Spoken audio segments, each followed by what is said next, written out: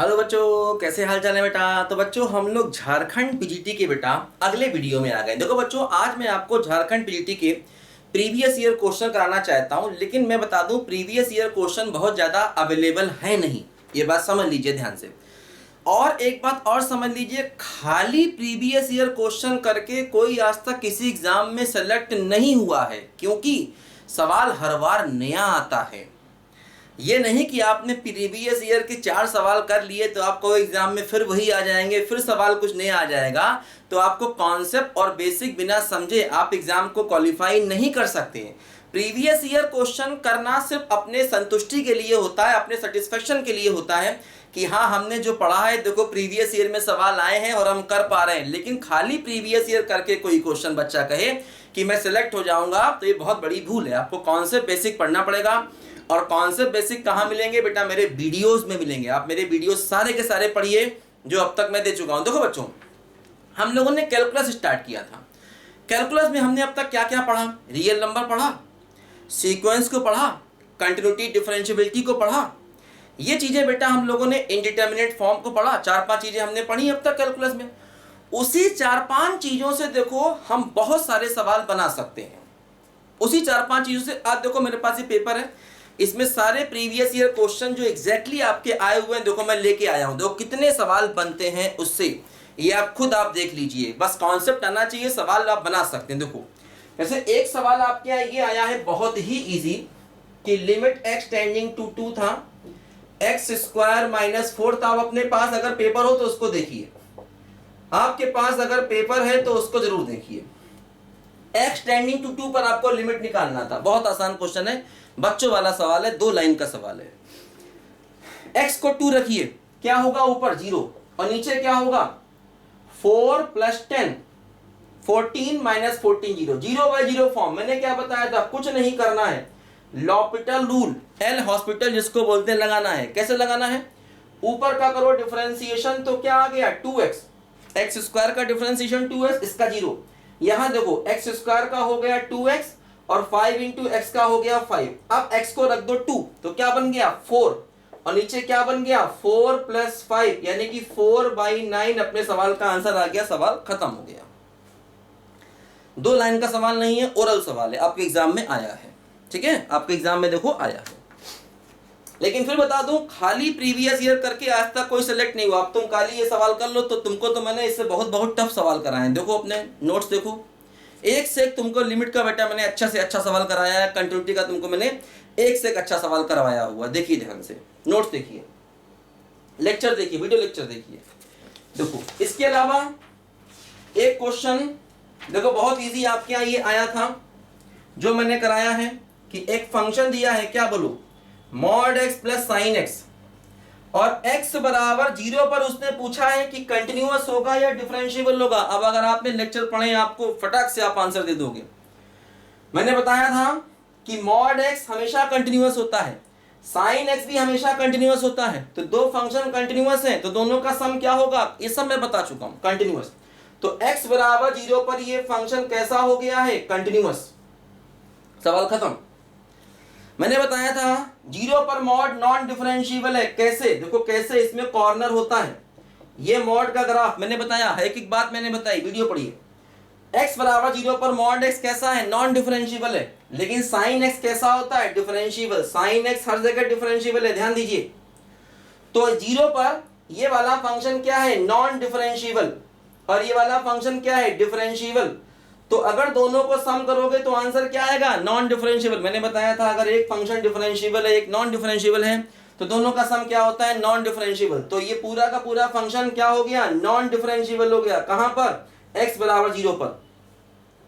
तो x बराबर 0 पर कुल मिलाकर क्या हुआ? ये फंक्शन कंटिन्यूअस तो है लेकिन डिफरेंशिएबल नहीं है। इसमें 1-2 ऑप्शन उसने और भी दिए थे कॉनकेविटी के। देखो चूंकि 0 पर ये डिफरेंशिएबल नहीं है, तो आप d/dx नहीं निकाल सकते, क्योंकि डिफरेंशिएबल होता तब तो d/dx निकलता ना भाई। डिफरेंशिएबिलिटी का मतलब यही होता है कि अगर 0 पर डिफरेंशिएबल नहीं है तो आप d/dx नहीं निकाल सकते। तो जब d/dx नहीं निकाल सकते तो डबल डेरिवेटिव भी नहीं निकाल सकते, है ना। तो यहां पर कॉनकेविटी उसने ऑप्शन दिए थे, लेकिन वो सब गलत है। उसने कहा था कॉनकेव होगा, कॉन्वेक्स होगा, वो सारे ऑप्शन गलत हैं। ये वाला ऑप्शन सही है क्या? फंक्शन कंटिन्यूअस होगा लेकिन नॉन डिफरेंशिएबल होगा, बस सवाल खत्म, है ना। देखिए जाकर चेक करिए। और ऐसे तुमको मैंने बहुत से सवाल कराए हैं, एक दो नहीं, तुमको ऐसे मैंने कम से कम 20 सवाल अपने वीडियो में ही, लेक्चर में ही कराए हैं। लेक्चर देखिए, पढ़िए, सब होगा, सब होगा, क्योंकि अकेले इस सवाल को करके आप एग्जाम नहीं क्वालिफाई कर लेंगे। अब ऐसा नया सवाल आएगा, वो कैसे करोगे? कॉन्सेप्ट आना चाहिए। कॉन्सेप्ट मैंने सिखाया, पढ़िए बेटा पढ़िए, ध्यान से पढ़िए, सब कॉन्सेप्ट मैंने सिखाया, ध्यान दीजिए। देखिए मैं आपको बता रहा हूं कि इससे एक ही पेपर में कितने सवाल इससे बनते हैं। कम से कम 8 से 10 सवाल इस वाले पोर्शन से एक ही पेपर से आ गए, आते हैं, ऐसा नहीं हर बार आते हैं, आएंगे, इंपॉर्टेंट है। कैलकुलस को छोड़ के जिंदगी में कोई मैथ्स में कभी कुछ नहीं कर सकता, ध्यान रखना। कैलकुलस के बिना मैथ्स में कुछ नहीं है, कैलकुलस के बिना मैथ्स में कुछ नहीं। तो कैलकुलस सबसे पहले इसलिए मैंने पढ़ाया क्योंकि इंपॉर्टेंट है इतना, वो हर जगह, यही नहीं हर जगह, पूरी मैथ्स में। आपका तो पेपर क्या है, यूपीएससी वाला पूरा पेपर है और कुछ नहीं है, यूपीएससी वाला पूरा कोर्स है आपका और कुछ नहीं। देखो ध्यान दो, ये सवाल उसने दिया है साइन e की पावर x और दिया है x 0 से बड़ा है। अब देखो उसने यहां पर एक ऑप्शन दिया है कि x टेंडिंग टू इंफिनिटी पर क्या ये कन्वर्जेंट है, क्वेश्चन मार्क लगाया है कि x टेंडिंग टू इंफिनिटी पर क्या ये कन्वर्जेंट है। तो देखो x टेंडिंग टू इंफिनिटी पर लिमिट निकालो, देखो x टेंडिंग टू इंफिनिटी ना भी लिखे, खाली कन्वर्ज लिखे, तब भी समझ लेना कि बात x टेंडिंग टू इंफिनिटी की हो रही है, फंक्शन में ध्यान देना। तो limit x tending to infinity लिखो, साइन e की पावर x लिखो। अब x को रखोगे इंफिनिटी, तो मैंने बताया अब आपको बेटा e की पावर s के बारे में मैंने बताया क्या होता है, ऐसे होता है। x जाएगा इंफिनिटी तो फंक्शन भी कहां जाएगा, इंफिनिटी जाएगा। तो ये क्या बना, ये बना साइन इंफिनिटी। देखो बता चुका हूं मैं इस टाइप का सवाल आपको। और साइन इंफिनिटी क्या होता है, नॉट एग्जिस्ट होता है, नॉट एग्जिस्ट होता है। तो इसका मतलब ये क्या है, नॉट कन्वर्जेंट है। ये क्या है, नॉट कन्वर्जेंट है, नॉट कन्वर्जेंट है ये। और देखो चूंकि साइन है, साइन की वैल्यू क्या होती है, साइन की वैल्यू होती है -1 और 1 के बीच में हमेशा, इसलिए ये बाउंडेड है। बाउंडेड का मतलब क्या, जिस फंक्शन की वैल्यू फाइनाइट रहे, जिस फंक्शन की वैल्यू फाइनाइट रहे उस फंक्शन को क्या कहा जाता है, बाउंडेड। तो ये बाउंडेड है, तो ये बाउंडेड तो है लेकिन कन्वर्जेंट नहीं है। x टेंड टू इंफिनिटी, देखो जो ऑप्शन इसमें सही था उसने x टेंड टू इंफिनिटी नहीं लिखा था, लिखना चाहिए था, गलत है, लेकिन नहीं लिखा तो समझ लो आप x टेंड टू इंफिनिटी की बात ही वो कर रहा है। ठीक है, तो क्या आंसर हुआ, ये बाउंडेड तो है लेकिन कन्वर्जेंट नहीं है, सवाल खत्म हो गया। देखो बता रहा हूं कितने इजी सवाल एक ही पेपर में देखो सब आपके मिलेंगे आपको। और ऐसे ही जो भी टॉपिक मैं पढ़ाऊंगा उसके PYQ मतलब प्रीवियस ईयर क्वेश्चन साथ में कराऊंगा, लेकिन प्रीवियस ईयर खाली करके कोई आज तक सेलेक्ट नहीं हो गया, ध्यान देने का। कॉन्सेप्ट पढ़ना पड़ेगा क्योंकि ये हो सकता ना है, फिर कोई नया सवाल आएगा। अब नया सवाल आएगा तो आपको बेसिक मालूम होना चाहिए। मैंने बताया आपको कि e की पावर x का ग्राफ क्या होता है, बिहेवियर क्या होता है, log x का ग्राफ क्या होता है, बिहेवियर क्या होता है, साइन कॉस के ग्राफ क्या होते हैं, उनके बिहेवियर क्या होते हैं, सब मैंने बताया। क्योंकि इनको बेसिक पढ़े बिना आप इस टाइप के सवाल सॉल्व नहीं कर सकते। खाली ये सवाल करके हम प्रीवियस ईयर करके हीरो बन गए, कुछ नहीं होगा। कॉन्सेप्ट बेसिक आना चाहिए क्योंकि फिर नया सवाल आएगा। समझ के बात को, ये तो सिर्फ कॉन्फिडेंस के लिए है कि हाँ देखो जो मैंने पढ़ा है अपने उसके मैं सारे सवाल कर पा रहा हूं। देखो कितने सवाल आए बताता हूं मैं आपको धीरे धीरे करके। देखो इसने कैसे करके सवाल दिया है, SN एक सीक्वेंस दिया है, SN देखो इसने क्या किया, एक सीक्वेंस दिया है, ठीक है। और इसने पूछा है कि इंफिनिटी पर SN क्या होगा, इंफिनिटी पर SN क्या होगा इसने पूछा है। तो मतलब तुम्हें क्या करना है, तुम्हें इसकी ये एक सीक्वेंस है, ध्यान रखना। n की बात हो रही ना, n क्या है, नेचुरल नंबर, तो एक सीक्वेंस है। अदरवाइज अगर x होता तो फंक्शन होता, दोनों में ज्यादा अंतर नहीं है। रूल नियम कानून लिमिट निकालने के सब वही रहते हैं, जो नियम कानून फंक्शन में रहते हैं लिमिट निकालने के वही यहाँ रहते हैं। हालांकि एक दो जगह पर अंतर है, बताऊंगा। एक दो जगह ऐसी है जहां पर फंक्शन की लिमिट और सीक्वेंस की लिमिट में थोड़ा अंतर होता है। क्या जगह है बताऊंगा, परेशान मत हो। क्या हो जाएगा, n³ + 4/10 + 6n³। ध्यान दीजिए ऊपर नीचे की मैक्सिमम पावर कितनी है, n³। तो मैंने बताया था कि मैक्सिमम पावर से डिवाइड करना होता है इस प्रकार। इसके 3 तरीके बताए थे, इस प्रकार की लिमिट को निकालने के मैंने 3 तरीके बताए थे। उनमें सबसे आसान तरीका यही था कि मैक्सिमम पावर से डिवाइड कर दीजिए। तो n क्यूब से डिवाइड करो तो क्या होगा 1 + 4/n क्यूब, और नीचे क्या हुआ 10/n क्यूब प्लस 6 हुआ। अब 1/∞ क्या होता है 0, ये भी क्या हो गया 0, तो आंसर क्या बना 1/6, ये इसका आंसर हो गया। और सीक्वेंस कैसी हो गई, कन्वर्जेंट हो गई। सीक्वेंस कैसी हो गई बच्चों, कन्वर्जेंट हो गई। हालांकि उसने केवल लिमिट पूछा था, तुमने निकाल लिया, टेंशन नहीं। बहुत इजी है सारे सवाल। देखो ये सब आए हुए हैं, पेपर देखो अपना, पेपर देखो ध्यान से, ये सब सवाल आए हुए। और फिर आगे आएंगे और नए सवाल आएंगे, फिर आएंगे नए सवाल आएंगे। हाँ मैं बता रहा हूं, ये वो पार्ट है जो अब तक मैं आपको पढ़ा चुका हूं। क्या क्या, उसी के सवाल कर रहे हैं अभी हम। वैसे सवाल तो बहुत हैं, लेकिन जैसे जैसे जो जो चैप्टर हम पढ़ते जाएंगे उसके प्रीवियस ईयर क्वेश्चन में आपको कराता जाऊंगा, जिससे आपको कॉन्फिडेंस आए। और साथ में कॉन्सेप्ट तो मैंने अलग से बताई हैं। ये वो पोर्शन है जो मैंने अब तक आपको पढ़ाया है। ठीक है, क्या क्या, limit, continuity, differentiability, sequence, maxima, minima वगैरह, यहाँ तक मैंने पढ़ाया आपको। और ये वो पोर्शन है जो आप आसानी से कर पा रहे हैं। देखो एक और सवाल है, इसने कहा है कि फंक्शन जो है वो डिफरेंशिएबल है, अच्छी बात है। और इसने कहा है कि उसका जो डिफरेंशिएशन है ये पॉजिटिव है। तो इसको देखते ही हम समझ गए कि हमारा फंक्शन इंक्रीजिंग है। ये बात मैंने समझाई थी आपको कि फंक्शन का डिफरेंशिएशन पॉजिटिव है, मतलब फंक्शन कैसा, इंक्रीजिंग। और एक बात इसने कही कि अगर x -∞ पर जा रहा है तो हमारा फंक्शन 2 पर जा रहा है ना, ऐसे इसने कहा। इसको ऐसे भी लिख सकते हैं, limit x tending to -∞ fx = 2। एक ही बात है, लिमिट का मतलब यही होता है। देखो थोड़ा सा आइडिया लो, ये फंक्शन आखिर क्या कर रहा है, -∞ पर ये 2 के पास गया। तो मान लो ये हमारी लाइन है 2 वाली, ये लाइन क्या है, ये 2 डिस्टेंस पर लाइन है, 2 वाली लाइन, मतलब y = 2 लाइन है, y = 2 लाइन, x एक्सिस के पैरेलल 2 डिस्टेंस पर, तो y = 2 लाइन।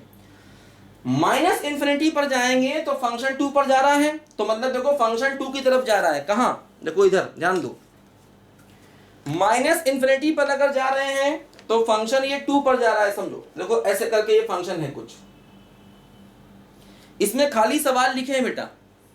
ये पेपर जो है ना, इसमें खाली मैं सवाल लिख के लाया हूं जो प्रीवियस ईयर के, इसमें सोल्यूशन नहीं, ऐसा नहीं समझना, मुझे किसी सोल्यूशन की जरूरत नहीं है। खाली सवाल लिखे हैं प्रीवियस ईयर के बस, है ना।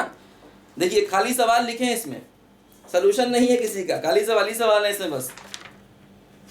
ठीक है वैसे मैं पेपर लेके कभी पढ़ाता नहीं हूँ लाइफ में, लेकिन अभी स्पेशली आपके एग्जाम, क्योंकि ऐसे सवाल मैंने एग्जाम में बहुत से कराए हैं, ऐसे सवाल मैंने आपको पुराने वीडियोस में बहुत से कराए हैं, लेकिन एग्जैक्टली मुझे वही सवाल दिखाने थे ना।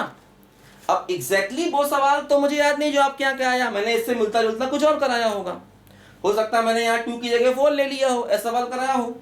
तो एग्जैक्टली वही सवाल मुझे आपको दिखाना था, इसलिए मैं पेपर लेके आया हूँ साथ में, जिससे आप समझो कि देखो वहाँ से वही सवाल करा रहे हैं।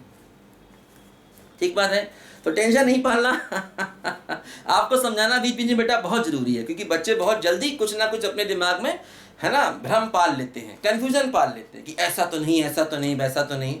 आप परेशान मत होइए, सब कुछ होगा, अच्छे से होगा, भ्रम मत पालिए, विश्वास किया है तो अच्छे से करिए। देखो ध्यान दो, -∞ पर फंक्शन 2 पर जा रहा है, देखो ये 2 है, फंक्शन 2 पर गया इसका, और देखो ये फंक्शन लगातार इंक्रीज करेगा, ये फंक्शन लगातार इंक्रीज करेगा, क्योंकि फंक्शन का डिफरेंशिएशन पॉजिटिव है। तो इस फंक्शन का ग्राफ कुछ ऐसा रहा होगा। अब ये बताओ, जैसे वो तुमसे ये कहे कि f(3) क्या होगा, f(3) का मतलब, f(3) का मतलब क्या हुआ, f(3) का मतलब जैसे x = 1 है, x = 2 है, x = 3 है, तो f(3) का मतलब 3 पॉइंट पर फंक्शन की वैल्यू, 3 पॉइंट पर y की वैल्यू, फंक्शन की वैल्यू मतलब y की वैल्यू। तो 3 पॉइंट पर जो y की वैल्यू होगी वो क्या होगी, ये तो 2 डिस्टेंस थी, ये डिस्टेंस 2 थी, तो 3 पॉइंट पर जो y की वैल्यू होगी वो 2 से ज्यादा होगी कि नहीं होगी, क्योंकि फंक्शन तो लगातार ऊपर जा रहा है। अगर आप -∞ पर जाएंगे तो फंक्शन कहां जा रहा है, 2 पर। अगर आप -∞ पर जाएंगे तो फंक्शन कहां जा रहा है, 2 पर। तो 3 पॉइंट पर जो फंक्शन का वैल्यू होगा, मतलब जो y का वैल्यू होगा वो क्या होगा, 2 से बड़ा होगा। तो कंफर्म है f(3) क्या होगा, > 2, यही इसका सही आंसर था।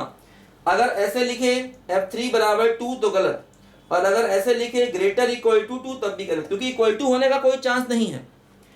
3 पर फंक्शन 2 से ज्यादा होगा, 3 नहीं, अगर वो 1 पर फंक्शन पूछता तब भी वो 2 से ज्यादा होता, 2 पर फंक्शन पूछता तब भी वो 2 से ज्यादा होता, 1,00,000 पर फंक्शन पूछता तब भी वो 2 से ही ज्यादा होता, क्योंकि फंक्शन की मिनिमम वैल्यू देखो 2 है। वो माइनस, जैसे कि फंक्शन की मिनिमम वैल्यू क्या है 2, जो कि माइनस इन्फिनिटी पर होगी।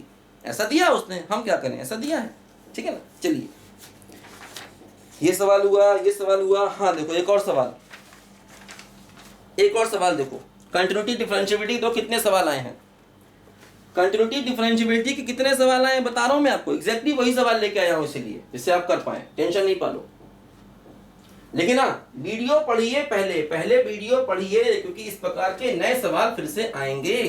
जो मैं आपको पढ़ा रहा हूं बेटा उसको ध्यान से पढ़िए, उसके नए सवाल फिर आएंगे। इधर उधर सब बातें भूल करके, इधर उधर किताबें नोट सब भूल जाइए, सब कुछ मेरे वीडियो में है।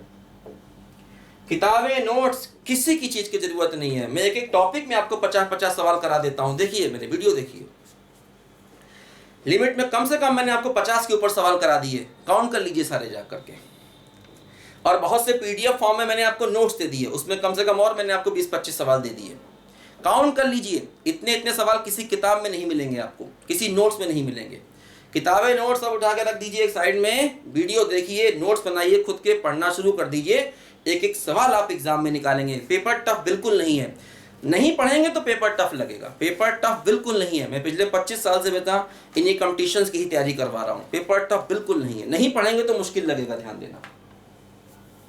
अब बिना पढ़े सवाल से टकराने लग जाओ, पेपर देखो दिन रात कि हाय ये नहीं हो रहा, हाय वो नहीं हो रहा, तो कुछ नहीं। पहले वीडियो देखो, देखो इसने कहा है। अब देखो इस प्रकार का फंक्शन इसने दिया। अब इसने एक ऑप्शन ऐसा दिया था कि 1-4 के बीच में फंक्शन नॉन डिफरेंशिएबल है, नहीं गलत। 1-4 के बीच में फंक्शन डिफरेंशिएबल है, क्यों? ये फंक्शन x बराबर 0 पर, क्योंकि इनफाइनाइट होगा इसलिए नॉन डिफरेंशिएबल है। x बराबर 0 पर ये फंक्शन नॉन डिफरेंशिएबल है, 0 के अलावा ये हर जगह डिफरेंशिएबल है। क्यों? क्योंकि देखो 0 इसकी डोमेन में नहीं है ना। अब मैंने समझाया था कि डोमेन क्या होता है, इसलिए बताना पड़ता है बच्चों को, इसमें मैंने समझाया था आपको। x बराबर 0 इस फंक्शन की डोमेन में नहीं है, इसलिए ये फंक्शन 0 पर नॉट डिफरेंशिएबल है। लेकिन 1-4 के बीच में इसने ऑप्शन दिया था ये नॉट डिफरेंशिएबल, ये ऑप्शन गलत है। 1-4 के बीच में ये कंटिन्यूअस भी है और डिफरेंशिएबल भी है, ठीक है। 1-4 के बीच में ये फंक्शन कंटिन्यूअस है और डिफरेंशिएबल भी है। फिर देखो इसने एक ऑप्शन पूछा था कि 1-4 के बीच में एक पॉइंट पर जो स्लोप है, ऐसे कई ऑप्शन थे, मैं ऑप्शन लिख के समय नहीं खराब कर रहा हूँ, ऐसे इसमें कई ऑप्शन थे, जो ऑप्शन लिख के मैं समय नहीं खराब कर रहा हूँ, ध्यान दीजिए, है ना, क्योंकि 4 पेन से, लाल काले पेन से ऑप्शन आपके पास पेपर है, मिलेंगे आपको। देखिए देखो जैसे इसका डिफरेंशिएशन निकालें, अगर इस फंक्शन, डिफरेंशिएशन क्या बताता है? डिफरेंशिएशन बताता है स्लोप ऑफ टेंजेंट, ध्यान दीजिए। डिफरेंशिएशन क्या बताता है? डिफरेंशिएशन बताता है टेंजेंट का स्लोप। इसका डिफरेंशिएशन क्या होगा? देखो ये है ना x की पावर -2 -5 है, तो इसका डिफरेंशिएशन क्या होगा? ये होगा -2 x की पावर -3, तो -2/x³ हो गया। बात समझे? बोलो बात समझे? तो डिफरेंशिएशन का मतलब f'(x), तो f'(x) क्या हो गया? -2/x³ हो गया। अब अगर हम डिफरेंशिएशन को बराबर कर दें, ये दिया था -5/16 का, ये एक ऑप्शन था, ये एक ऑप्शन था। इसने ऑप्शन देखिए, इसने कहा था कि टेंजेंट का स्लोप -5/16 होगा कि नहीं होगा। ये हमने नहीं लिखा, ये ऑप्शन में दिया था। आप चारे ऑप्शन पढ़िए, आपको मालूम चल जाएगा। ये बता रहा हूं मैं आपको एग्जैक्टली वही सवाल, इसलिए जिससे कि आपके अंदर कॉन्फिडेंस आए। इसने कहा था कि टेंजेंट का स्लोप -5/16 होगा कि नहीं होगा, तो हमने उसको रख से बराबर रख दिया। अब देखो यहां से क्या मिला, यहां से मिल गया 32/5, तो x क्या हो गया? 32/5 की पावर 1/3। अब देखो ये जो आंसर आएगा ये क्या होगा? ये 1-4 के बीच में होगा कि नहीं होगा, समझो। क्योंकि देखो 1 की पावर 1/3 कितना होता है? 1, और 8 की पावर 1/3 कितना होता है? 2, और ये क्या है? ये है 32/5 की पावर 1/3। तो इसका जो आंसर आएगा ना, ये 1-2 के बीच में आएगा। समझ लो बात को ध्यान से, क्योंकि ये नंबर 1 और 8 के बीच में है। 1 की पावर 1/3 1 होता है, 8 की पावर 1/3 2 होता है कि नहीं, आप मानते हो? तो इसका आंसर क्या होगा? 1 2 के बीच में होगा, क्योंकि भाई ये जो वैल्यू है ना, ये क्या है, ये 1 और 8 के बीच में है कि नहीं।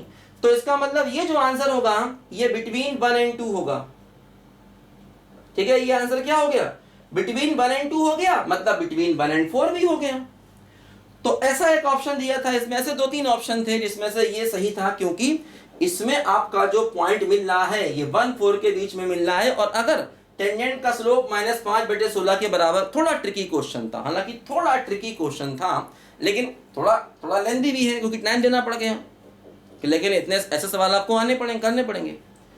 तो ये जो मतलब इसका टेंजेंट का स्लोप -5/16 के बराबर होगा, और वो पॉइंट क्या होगा? 1/104 के बीच में होगा, क्योंकि वो पॉइंट आपका 1 2 के बीच में आ रहा है। तो जब पॉइंट 1 2 के बीच में है तो 1 4 के बीच में भी होगा। देखो एक और सवाल बहुत इजी आया था, हालांकि ये मोर देन 1 वेरिएबल का सवाल है, लेकिन फिर भी हम कर सकते हैं। अभी मैं तुमको मोर देन 1 वेरिएबल वाले फंक्शन पढ़ाने वाला हूं, परेशान मत होइए। अभी हम लोगों ने 1 वेरिएबल का फंक्शन पढ़ा है, ऐसे ही हम लोग मोर देन 1 वेरिएबल का लिमिट कंटिन्यूटी पढ़ते हैं।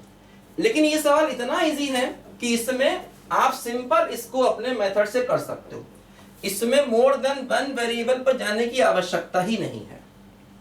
देखो ऐसे करके ये सवाल है, हालांकि ऐसे 2 सवाल थे, मोर देन 1 वेरिएबल की लिमिट के 2 सवाल थे, जिसमें से एक मैं दिखा रहा हूं, एक अभी नहीं कर पाओगे, उसके लिए कुछ कॉन्सेप्ट पढ़ने पड़ेंगे, क्योंकि मोर देन 1 वेरिएबल अभी मैंने पढ़ाया नहीं है, आपको पढ़ाऊंगा, वैसे ही वो सवाल चुटकियों में कर लोगे।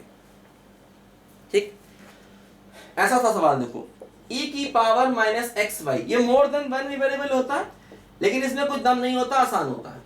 अगर आपने सिंपल लिमिट पढ़ लिया तो ये भी कर लोगे, इसमें कुछ नहीं होता, आसान होता है, ही पढ़ाएंगे परेशान।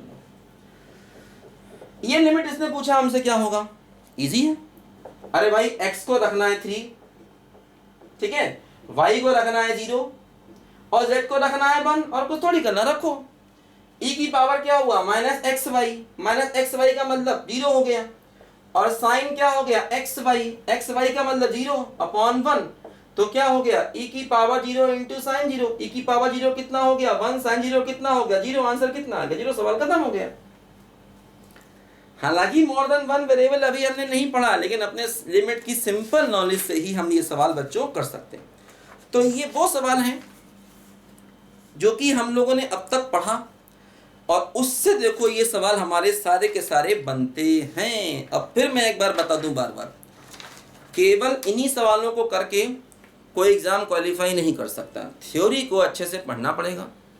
थ्योरी कहाँ मिलेगी? मैं जो वीडियो दे रहा हूँ उन वीडियो को बच्चों देखिए, आप ध्यान से पढ़िए, क्योंकि ऐसे मैंने तुमको और भी बहुत सवाल कराए हैं। अब उन्हीं में से एग्ज़ाम में फिर कोई आएगा, ये नहीं आएगा, आ सकता है बाई चांस, हो सकता है कोई एक आध सवाल प्रीवियस ईयर से टपक जाए, हो सकता है कोई एक आध गलती से। अदरवाइज ये मैं करा रहा हूँ सिर्फ आपके अंदर कॉन्फिडेंस बिल्डअप करने के लिए, कि बच्चों को लगे हाँ यार देखो सवाल तो निकल रहे हैं। असल में बच्चा क्या है ना, पेपर भी ध्यान से देखता नहीं है, वो सरसरी निगाह से देखता, हाँ ये नहीं समझ में आ रहा, हाँ ये नहीं समझ में आ रहा। ऐसा नहीं काम चलता है।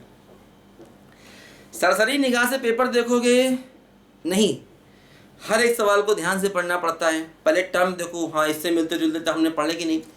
तो पूरी कैलकुलस से बहुत सवाल आपको मिलेंगे, ध्यान देना।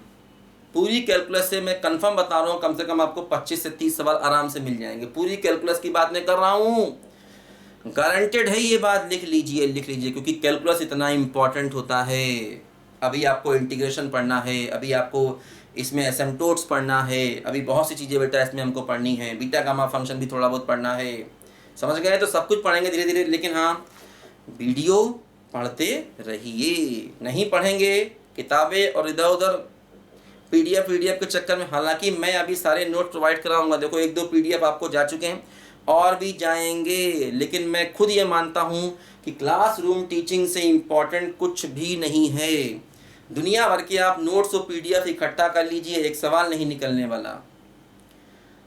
कब निकलेगा? जब समझोगे। समझोगे कब? जब मेरे वीडियो पढ़ोगे। चलिए बच्चों, इस उम्मीद के साथ कि हम लोग अच्छे से पढ़ेंगे। टेंशन, एक बात देखो, सबसे बड़ी लाइफ में एक बात समझ लो, लाइफ में टेंशन तो पालना ही नहीं।